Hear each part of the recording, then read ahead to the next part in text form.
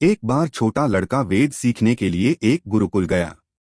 वह बहुत उत्साहित था क्योंकि उसके गुरु प्रसिद्ध थे और शास्त्रों में निपुण थे। वह अपने गुरु के पास गया और इस प्रकार कहा, मेरे प्रिय महोदय, मैं आपसे वेद सीखना चाहता हूँ। मास्टर ने तुरंत उत्तर दिया, ओह डियर बॉय, यह 1 या 2 साल का कोर्स नहीं है, यह 12 साल का कोर्स है। क्या आप वेद सीखने के लिए तैयार हैं? लड़का बेहद भावुक था और उसने तुरंत कोर्स के लिए साइन अप कर लिया। वैदिक शिक्षा की प्राचीन प्रणाली में छात्र एक गुरुकुल में जाता है और 12 वर्षों तक वेदों को सीखता है। तो इस लड़के ने गुरु के साथ दाखिला लिया और 12 साल तक वेदों का अध्ययन किया। इस पाठ्यक्रम के अंत में यह प्रमाणित करने के लिए एक परीक्षा होती है कि छात्र ने सभी पाठ्यक्रमों को उत्तीर्ण कर लिया है।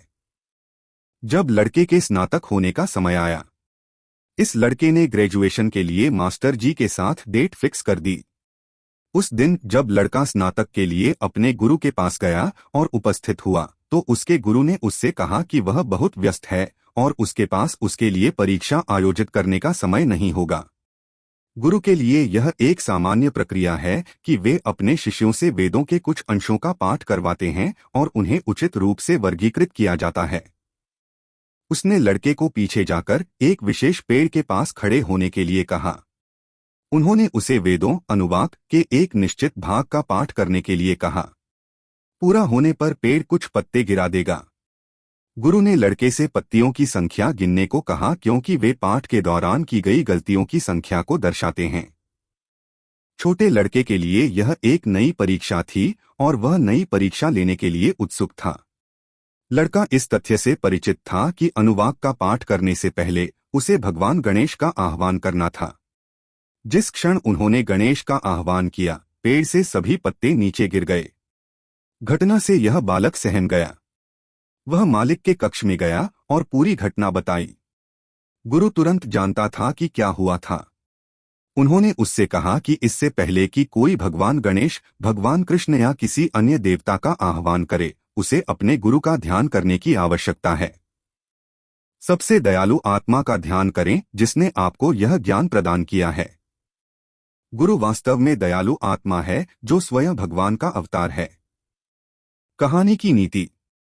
गुरु हमें भगवान के ज्ञान के साथ प्रदान करना एक सामान्य इंसान नहीं है और वह पहला व्यक्ति है जिसके बारे में हमें सोचना है जब हम किसी भी घटना को शुरू करते हैं, और ऐसा करने से स्वचालित रूप से अन्य सकारात्मक विचार उत्पन्न होंगे। जिस क्षण कोई गुरु के बारे में सोचता है, भगवान का वह रूप जो हमें बचाने के लिए पृथ्वी पर अवतरित हुआ है, वह मुक्त हो जाएगा। हमें हमेशा अपने गुरु का ध्यान करना चाहिए और उनसे प्राप्त आध्यात्मिक ज्ञान के सभी उपहारों के लिए आभारी होना चाहिए।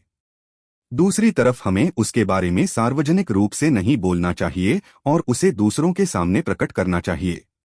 जब मनुष्य के पास अपार धन और रत्न होते हैं तो वह उन्हें दुनिया को नहीं दिखाता, वह उन्हें चुपके से छिपा देता है।